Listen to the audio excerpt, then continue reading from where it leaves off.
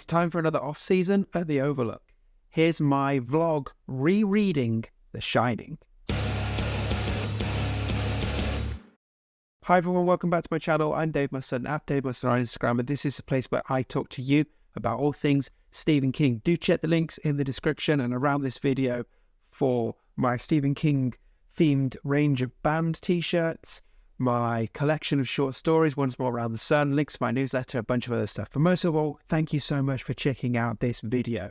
So as you know by now, this is another one of my special ones. This is my continued journey through my chronological reread of Stephen King for this channel.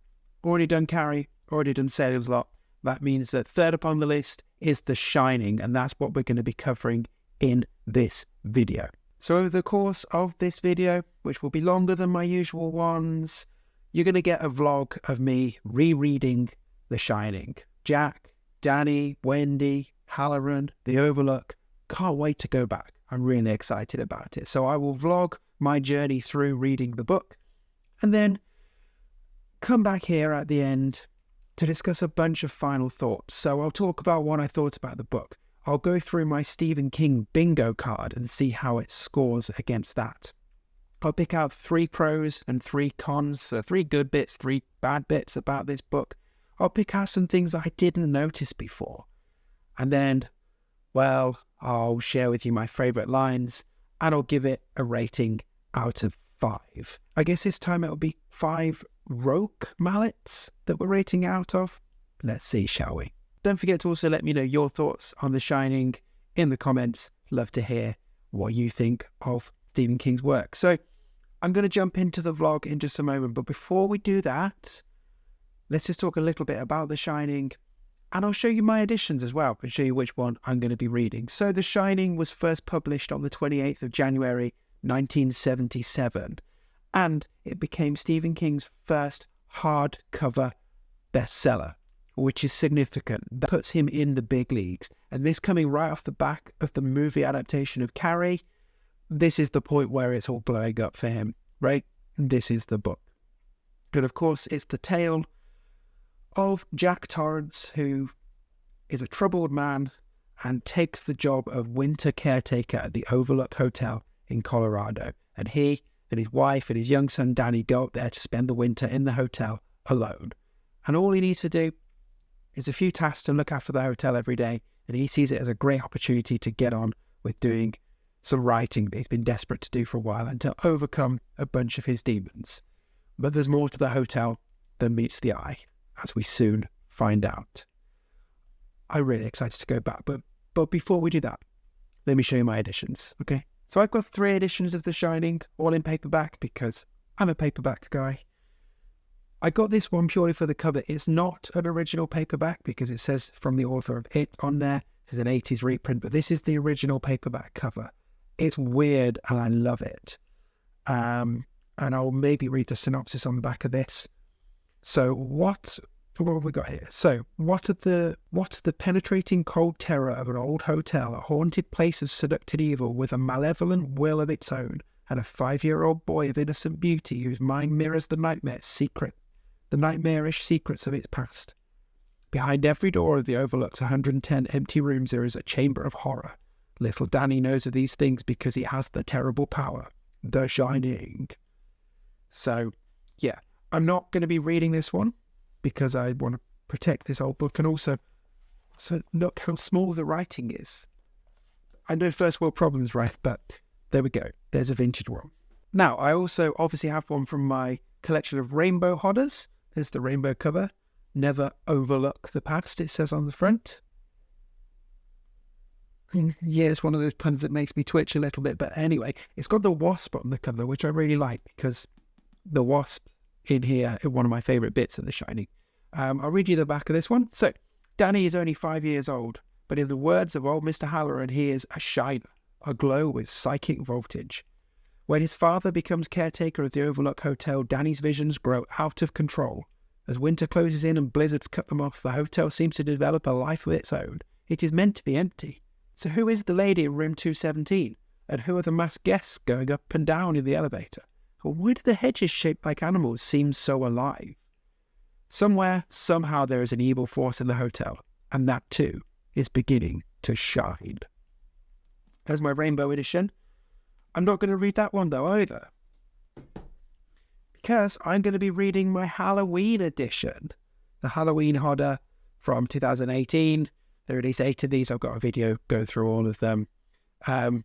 Slightly controversial because it's got the carpet from a movie, which famously Stephen King doesn't like, but there we go. And it says on the back here, "Welcome to the Overlook Hotel. You'll never want to leave. The Shining." Which I think they could have done better with, but anyway. This is what I'm going to be reading because it's nice to read. Larger print. I don't need large print yet, but larger print than the vintage one.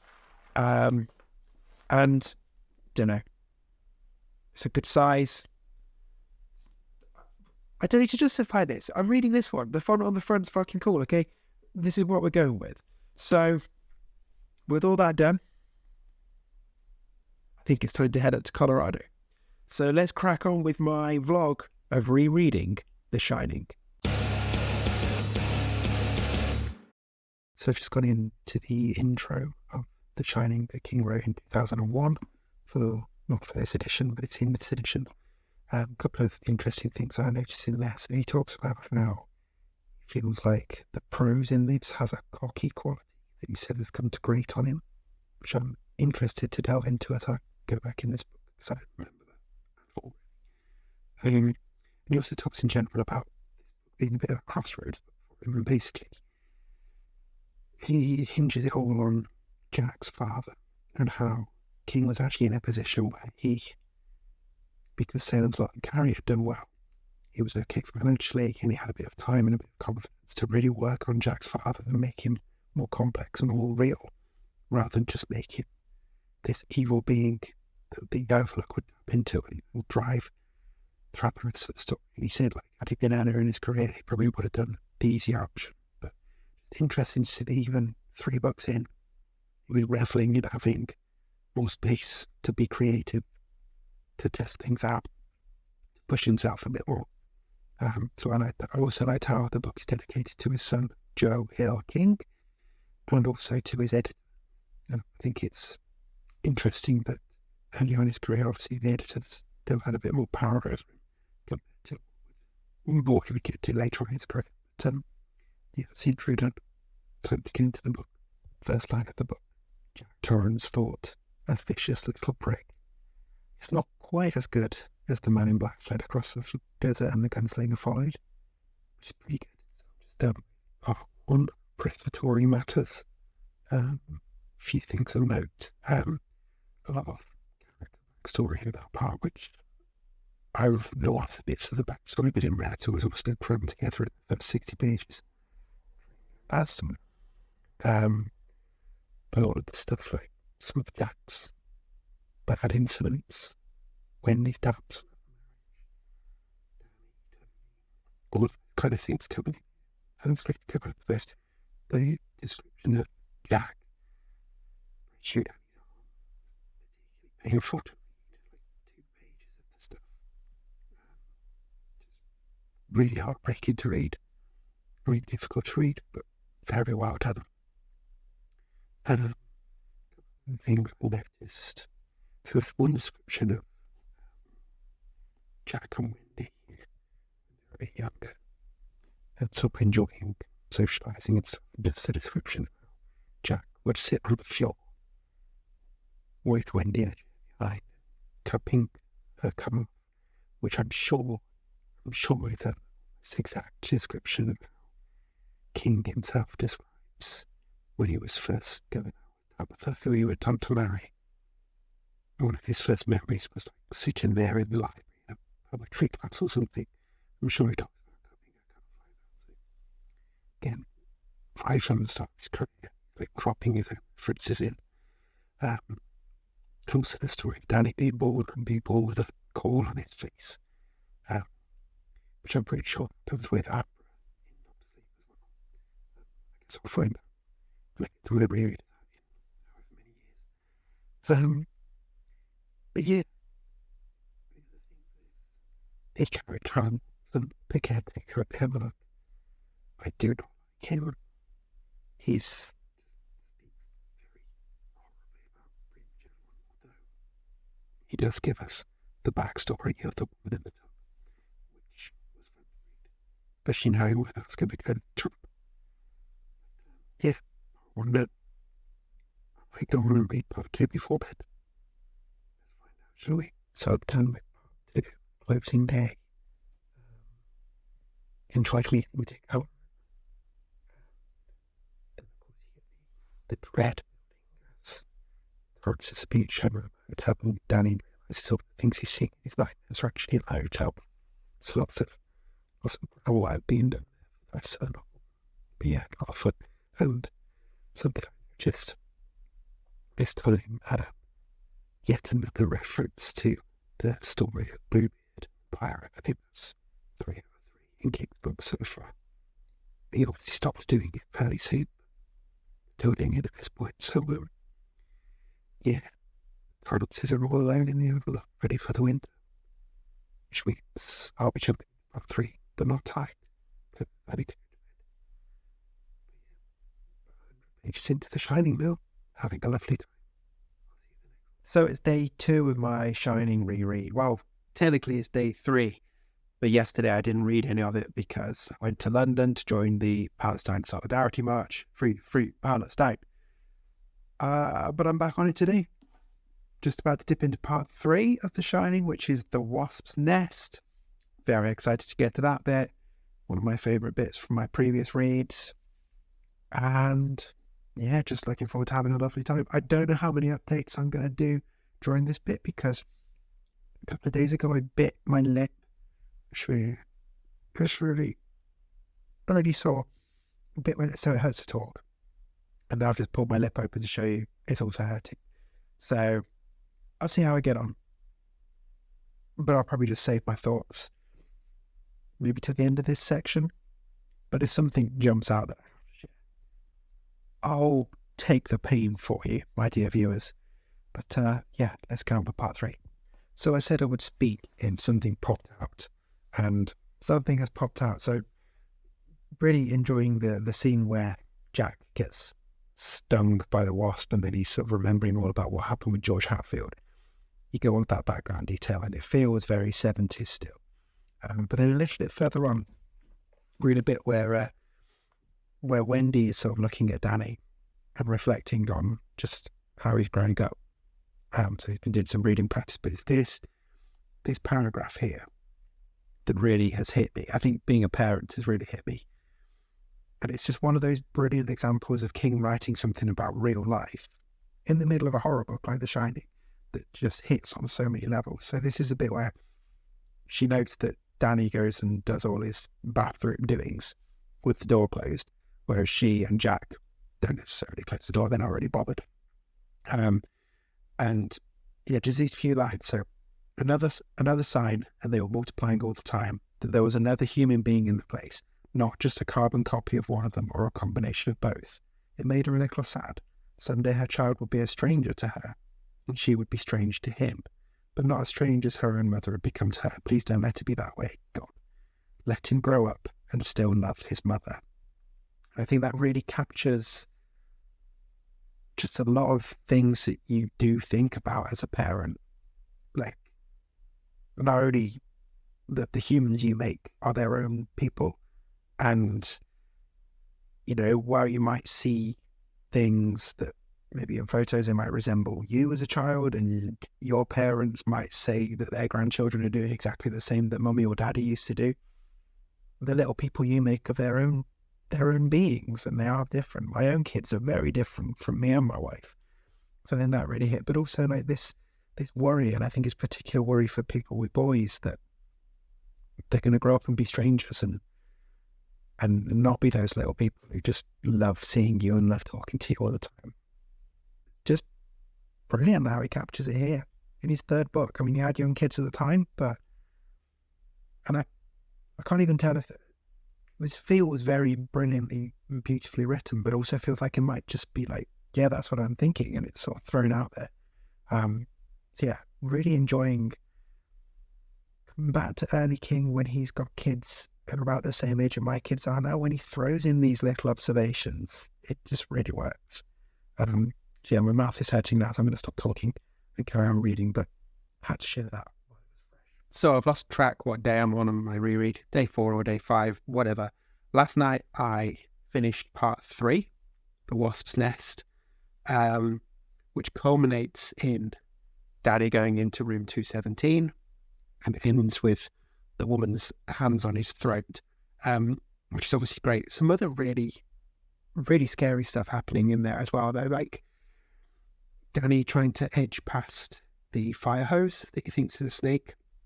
But also potentially more disturbing is Jack discovering the scrapbook and just getting completely lost in it. And then you can see that's the start of the hotel really getting its claws into his head, because he starts thinking of all these ideas for the book and then decides to phone Ullman and always gets himself fired.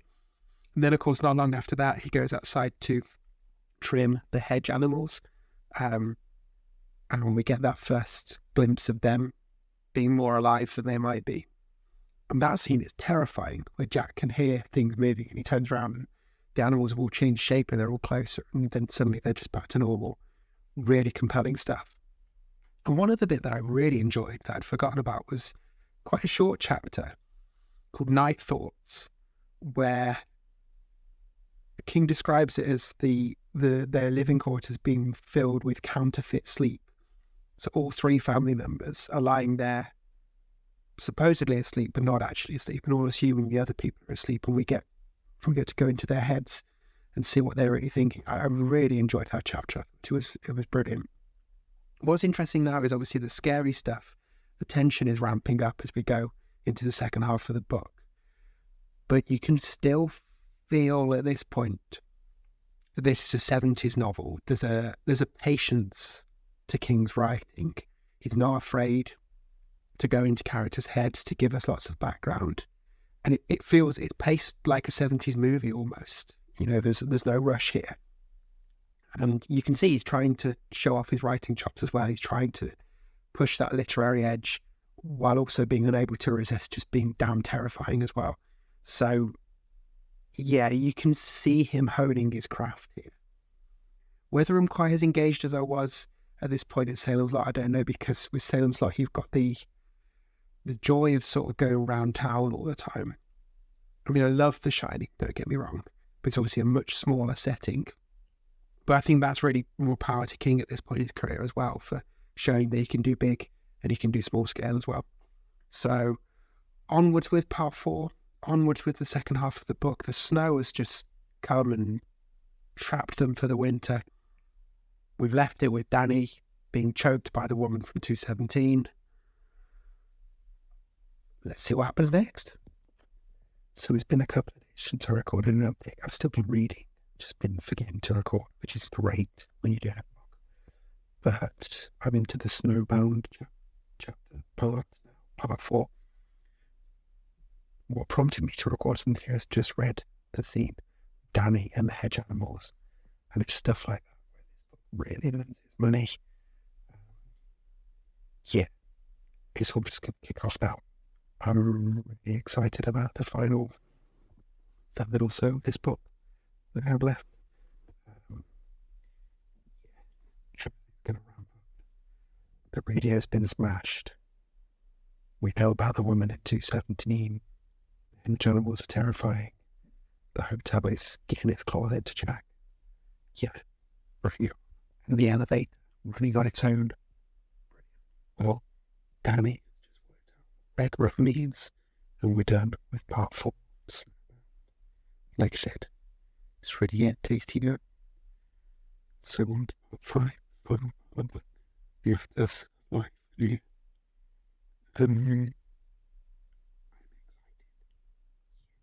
Okay, I'm into the final 100 pages or so of the book.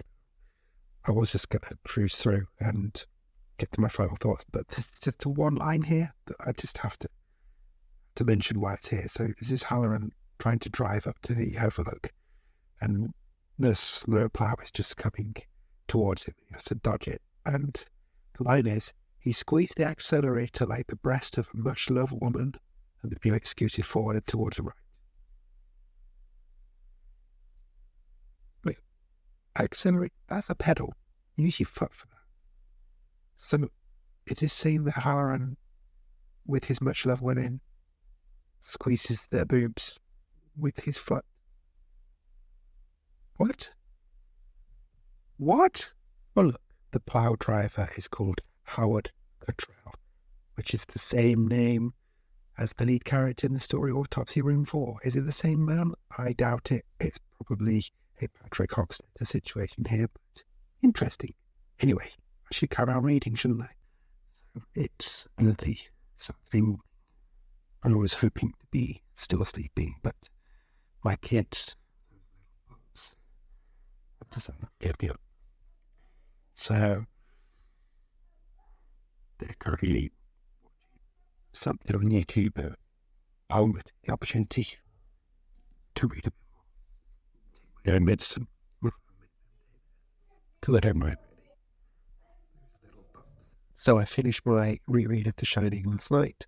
I will get on to a properly structured and recorded final thoughts and all of those final sections momentarily as you're watching this. But just a quick reaction. It's pretty good, isn't it? So, was everything okay during my stay at the Overlook, you might ask? Virtual receptionist? Well, sure, apart from everything being terrifying. Okay, so I finished my reread. It's time to go through scores on the Kingo card. That's my Stephen King bingo card, if you don't remember. To give you my 3 pros and cons, to give you a list of things I noticed for the first time, and to pick out some of my favourite lines and give you my score out of 5. We're doing 5 rope mallets. I can't remember what I said at the start of the video, but that's what we're going with now. And we'll see how that puts The Shining in the rankings with the other books that I've reread so far. But before we do that, just a couple of overall final thoughts having reread The Shining. I think my key takeaway from this is that I'd forgotten quite how scary this book is. I'd almost taken it for granted, really.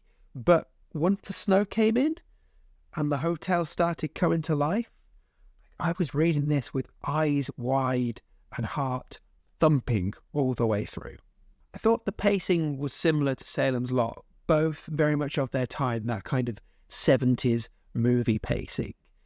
And we get a lot of pages allocated early on in this book to introducing us properly to the Torrances, to their talents and to their flaws. And that pacing might put people off, but for me, I thought it was an absolutely masterful stroke, because the key thing we need when that snow comes down and the Torrances are up at the Overlook, completely shut off from the world, is we need to care about them.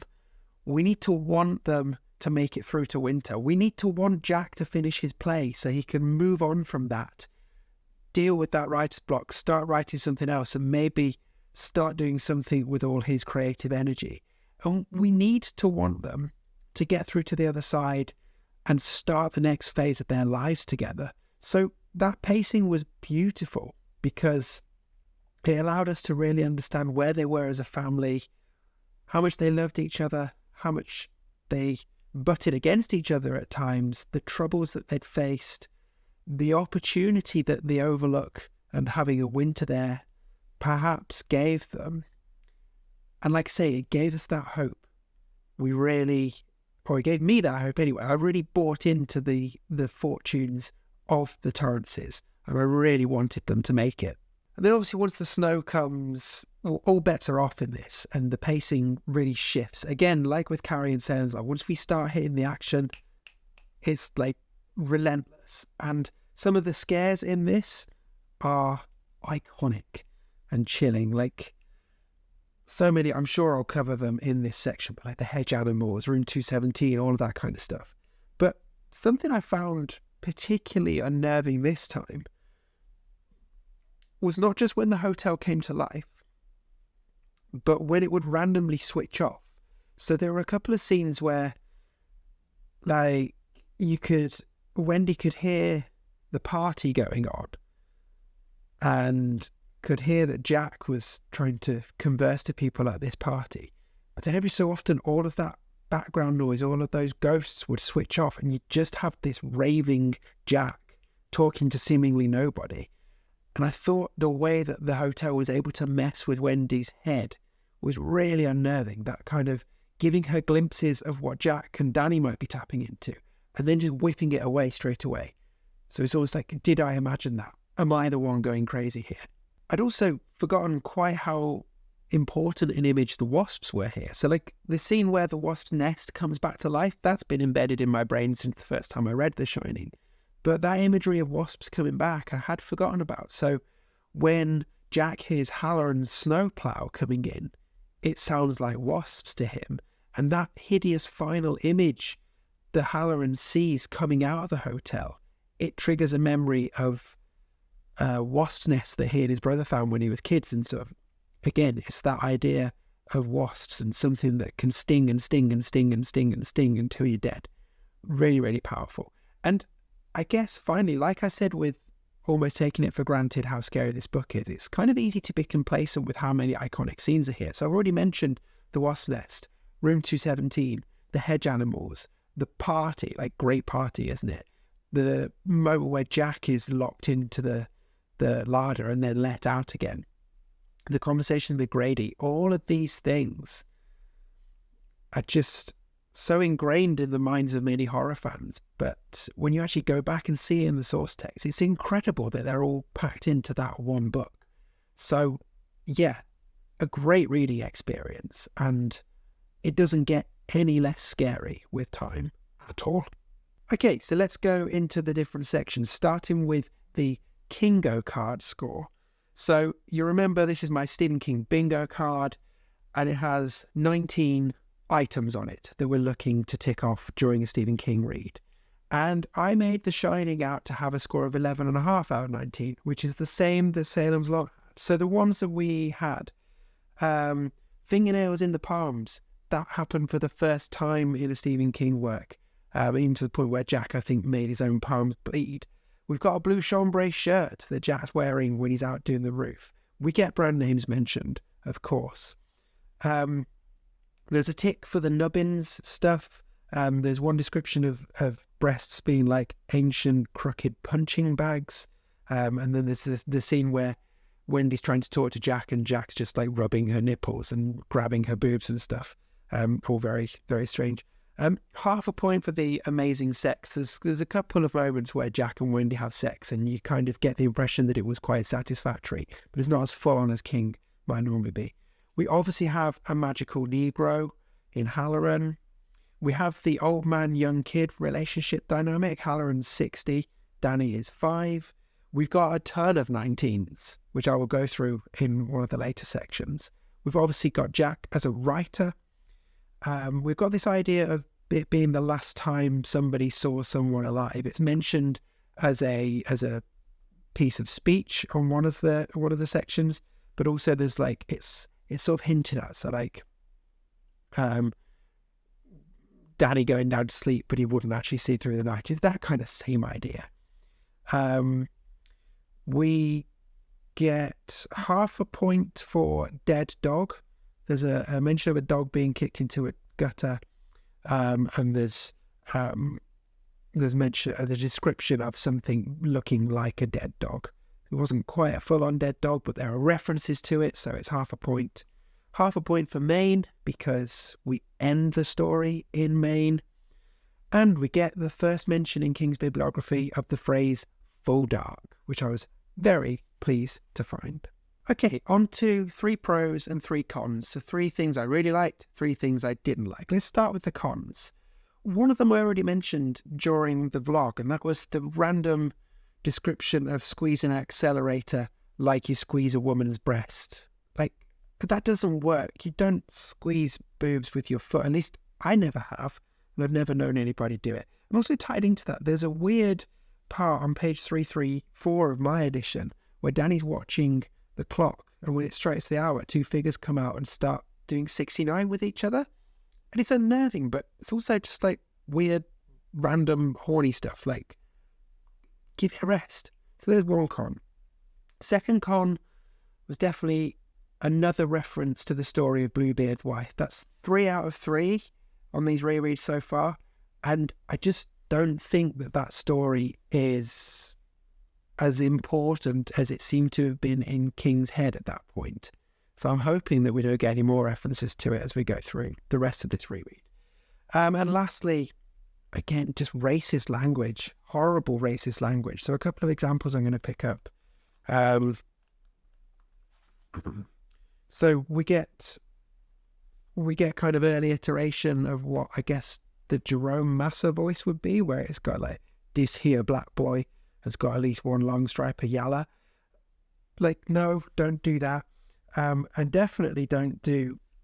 So there's stuff in capital letters. This is when Dick is getting close to the hotel and the hotel is reaching out and trying to push him away. I get why he's doing it, but this was pretty horrible to read. So, get out of here, you dirty nigger. This is none of your business, you nigger. Turn around, or we'll kill you, hang you up from a tree limb, you fucking jungle bunny coon, and then burn the body. That's what we do with niggers, so turn around right now. That's all in capital letters. And yes, you have to take it in the context of his times, but honestly, not fun to read at all. Onto the prose, though. I think starting off, I've already mentioned that list of iconic scenes. Again, difficult to underestimate just how incredible all of those scenes are, and they're in this one book. So yeah, I just have to shout out that. My second pro is the hotel itself. What a character. This inhuman place makes human monsters. Yes, wonderful. And then my third pro was hard to read, but it was incredible writing. And it was the lengthy description of the incident where Jack breaks Danny's arm. It goes on for a couple of pages. And like, there's a line where it's like, no arm was meant to hang quite that way. It's just so disturbing and so terrifying. Like, reading it as a parent as well, like understanding how your kids can frustrate you, but also then seeing this character who, because of his addictions, is just kind of like blacked out for a moment, and then is discovering at the same time as his wife like exactly what he did. Those pages are just unrelenting and really dark in their descriptions, but so powerful, and they really help give you that family dynamic context really early on. So incredible writing. Okay, so on to things that I noticed for the first time. So this is a section where I generally pick up links to other Stephen King works. At this point, it's a lot of things that we will see come up again in the future.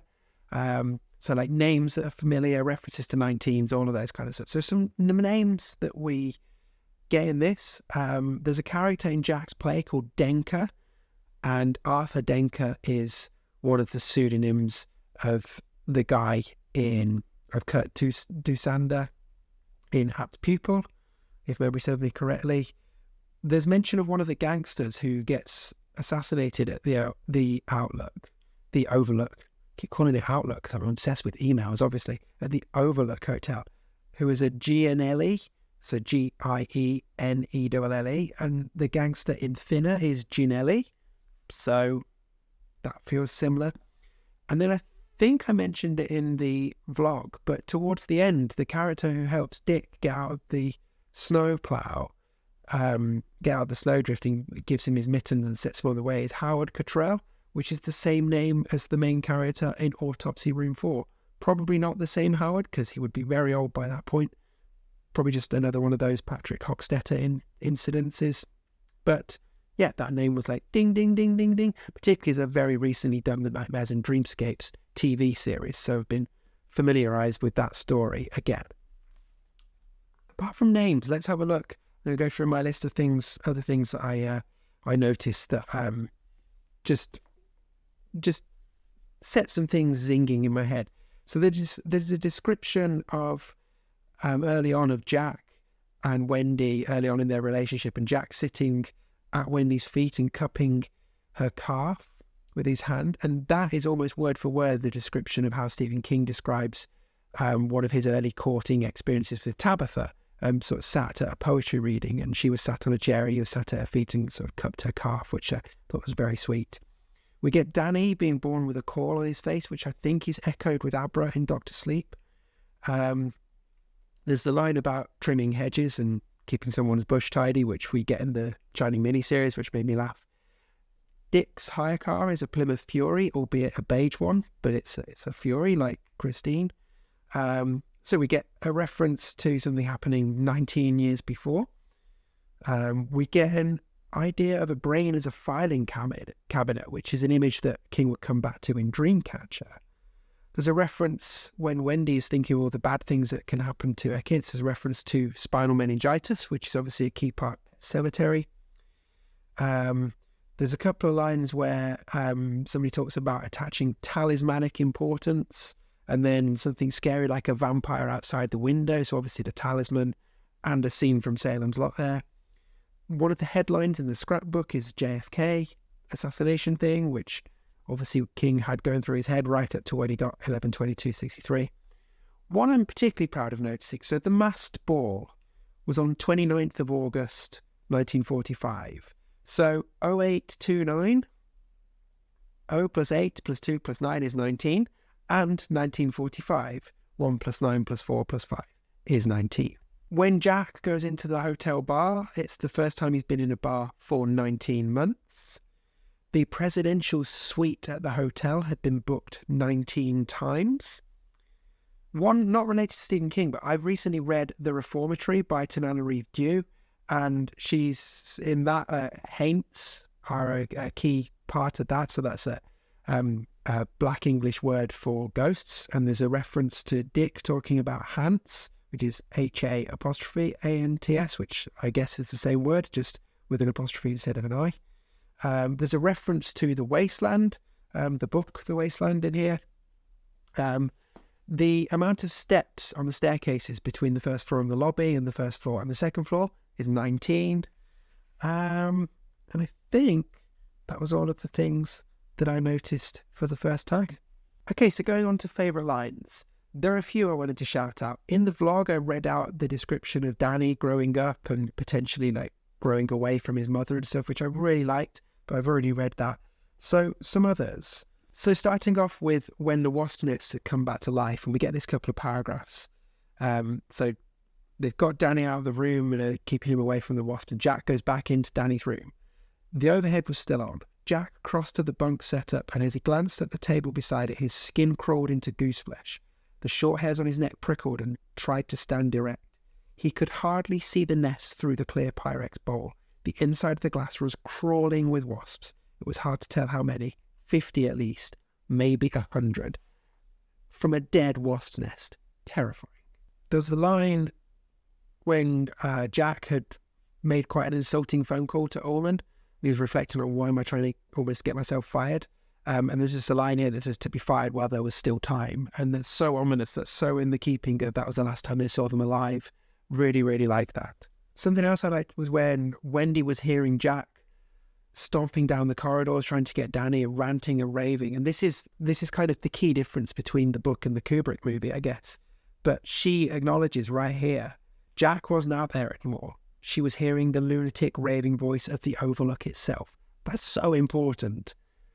And it was so missing from Kubrick's version. But I thought that line just jumped out at me. But my favourite passage is actually quite a long one, so I'll read at least some of it. But it's in those final moments. There's a train going past. Perfect timing. Train! I'll just read a little bit of it. This is from when the hotel is burning down and we get that thing that Halloran sees. And the stuff that really got me. So like Wendy and Danny are huddling behind him. And so it was only Halloran who saw the final thing. And he never spoke of it. From the window of the presidential suite, he thought he saw a dark, huge shape issue blotting out the snowfield.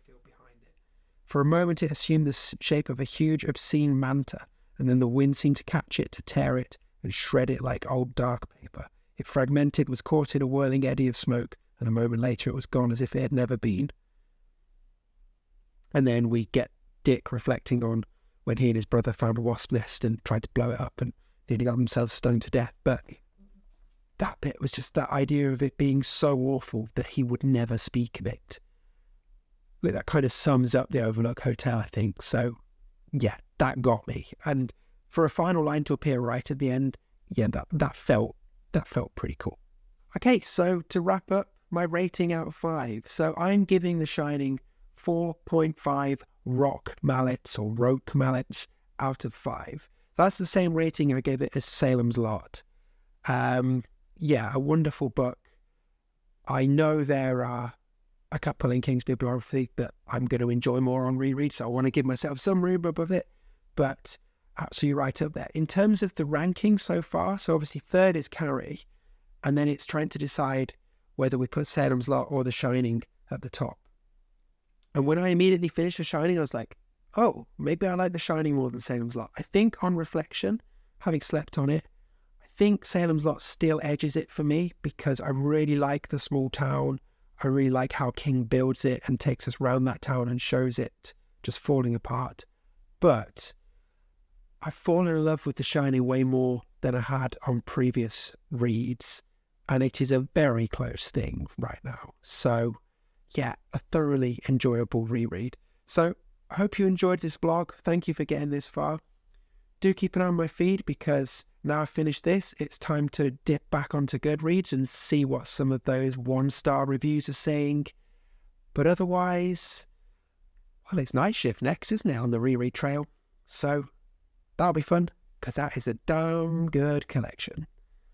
And yeah, I'll see you guys soon. Oh no, wait. It's Rage next, isn't it? It's Rage before Night Shift. Oh, that's less fun. Anyway, I'll see you for that soon.